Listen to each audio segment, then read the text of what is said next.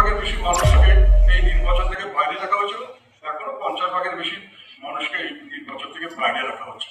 কাজে নির্বাচনের যদি ওটাকে খারাপ নির্বাচন বলা যায়, এটা যে ভালো নির্বাচন হবে এরকম মনে করার কোনো কারণ নেই।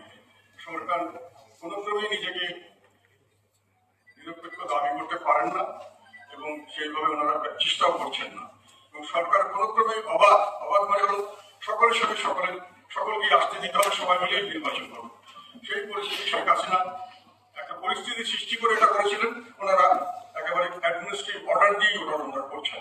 একটা দলকে ওনারা সম্পূর্ণ বাদ দিয়েছেন, আমাদেরকে বাদ দিতে চেয়েছেন, এখনো ঝুলন্ত অবস্থা রেখেছেন। কিন্তু এখানে গিয়ে সমস্যা যেটা দাঁড়িয়ে গেছে সেটা হলো সরকারি দল আরো দীর্ঘদিন নির্বাচন ছাড়াই এইভাবে সরকারে থাকতে চাচ্ছে।